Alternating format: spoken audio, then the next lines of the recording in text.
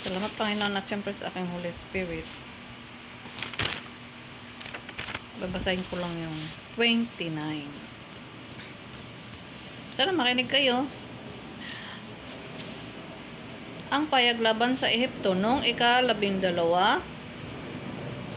12 araw ng ika-10 buwan ng ika-10 taon ng pagkakatapon sa amin, sinabi sa akin ni Yahweh. Nag-react agad yung respect ko dito sa umpisa pa lang. Tao, harapin mo ang hari ng Ehipto. Magpahayag ka laban sa kanya at sa buong Ehipto.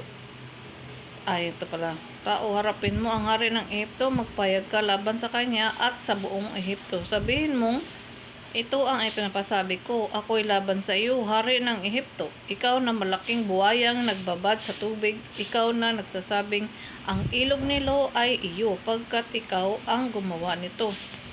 Kakawitin ko ang panga mo, kakapit sa kaliskis mo ang mga isdang kasama mo, at iaahon kita sa tubig kasama ang mga isdang nakakabit sa iyo.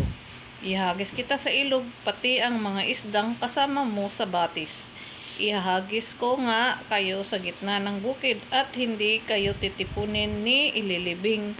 Hahayaan kitang kanin ng mga hayop sa parang at ibaon sa papawirin. Ay, parang at ibon sa papawirin. Sa gayon, makikilala ng lahat ng Ehipsyo na ako si Yahweh. Mas mabuti pa ang tambo kaysa tulong na ginawa mo sa Israel. Nabali ito ng kanyang hawakan at tuluyan siyang napilay. Ikaw ay bumagsak ng sumandal sa iyo ang Israel, kaya nabali ang balakang nito. Kaya padadalan kita ng tabak upang puksain ang mga mamamayan mo't mga hayop. Ang buong Ehipto ay matiwangwang sa kawalan, matiwangwang at mawawalan ng kabuluhan. Sa gayon, makikilala ninyong ako si Yahweh.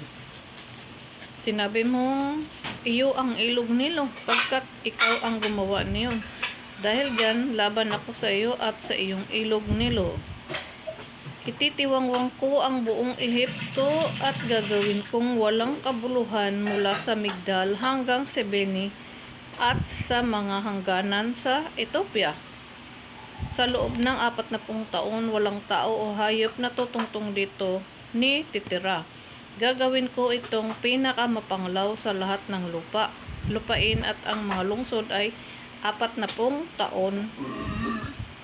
40 taon kong pananatilihin na isang lugar na pinabayaan. Nandito sa pananatilihin, ang mga Ehipsyo'y pangangalatin ko sa iba't ibang bansa. Ipinapasabi pa ni Yahweh, pagkaraan ng 40 taon, titipunin ko ang mga Ehipsyo mula sa lugar na pinagtapunan ko sa kanila. Ibabalik ko sa kanila ang dati nilang kabuhayan, pati ang dati nilang lupain sa timog. Doon sila'y magiging isang hamak na kaharian. Siya'y magiging pinakamahina sa lahat ng kaharian, at kailanman hindi siya makahihigit sa iba, pagkat pananatilihin ko silang kakaunti.